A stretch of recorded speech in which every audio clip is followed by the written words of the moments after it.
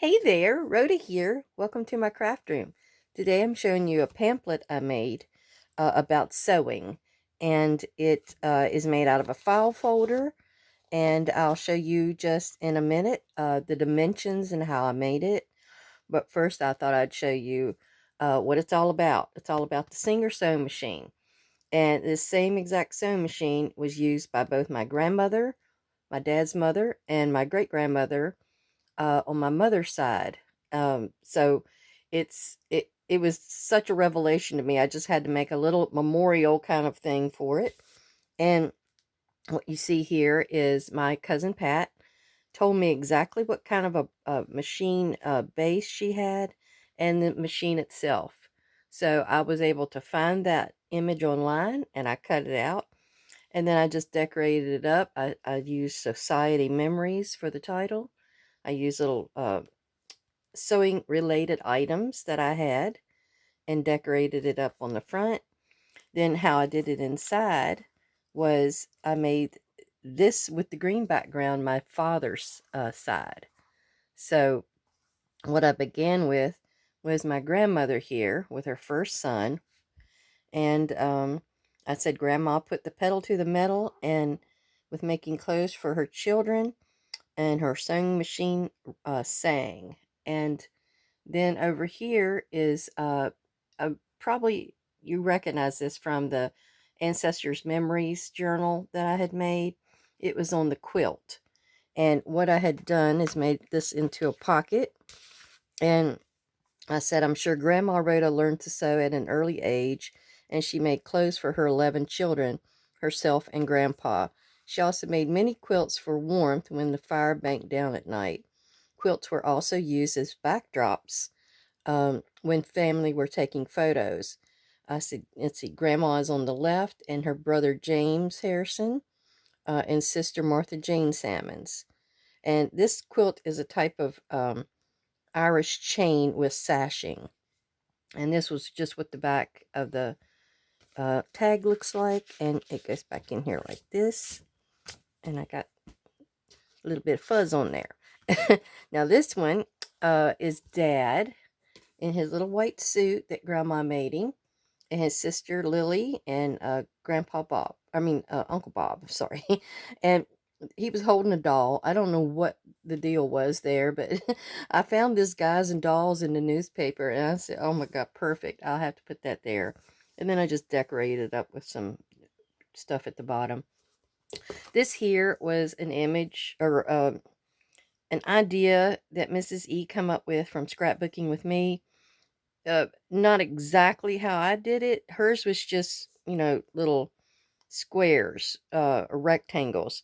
But I kept seeing shirts, and what I did is I made it like a shirt that my dad was wearing in one of his school days photos.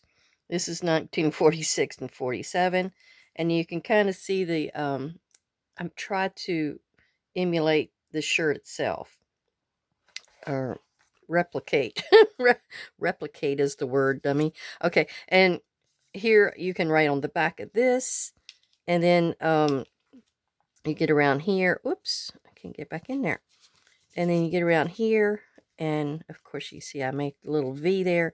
You can write on the back. So each one is like that. You see here he's got like a little sweater looking over shirt on for 44 and 45. And that's what I tried to do here. I used a couple little brads to decorate that up with. And I sometimes have trouble getting this one in here. I think I might have to glue that edge there. And then we have this one, the last one. This is his youngest one that I used. It's 1942 or 43. And he's got like a little dark overcoat on. So I have like some white button brads there. And you fully open it, and you see Dad as he's grown up here with Grandma. I said, out of limitations comes creativity. And once Dad started bringing in money from odd jobs, he bought his clothes. He was known to take pride in his appearance and was a dapper dresser. And this photo was taken in 1958. And then you can kind of see on the edges, I used a little bit of pattern pieces and glued down there to give it a little bit of a character. Now, then when you get done with his side, you flip over and you've got mom's side. Hers is on a pink background. And I said here, this is my great grandma, Mary Florence. And I said she raised her my mother from second grade up, and she made mom's shirts, pants, and dresses. And then for the coats, she did store bought. She did not make coats for her. I had some little images of some sewing implements, and then you see here, oops, mom, in the second grade, I think it is. It's mom at Mitchelltown School in Bath County, 1948 or 49. I said her grandma sewing machine and cabinet were exactly like the one on the front, the exact same one that my grandma used, and I thought that was extraordinary. And then the back of that one's the same as the one for Dad's side, and I used this pretty little vintage buttons image to make a pocket. Over here, the pocket is upside down. I think I still got more fuzz. Where did I get all that fuzz? Okay, and here we go. This is mom in 7th grade at Spotswood when they lived at the Hauser house. Now, the Hauser house, you'll see here in probably Friday in a little spectacular kind of video I'm going to do. All right. And mom said that her dress here was red and white with a yellow pinstripe. And in a year or two, she's going to lose all of her beautiful long hair when she gets rheumatic fever. And she stayed at her Aunt Katie's when she had the rheumatic fever. And Aunt Katie, she was a character. She used to work in the cafeteria at the school up there in Spotswood.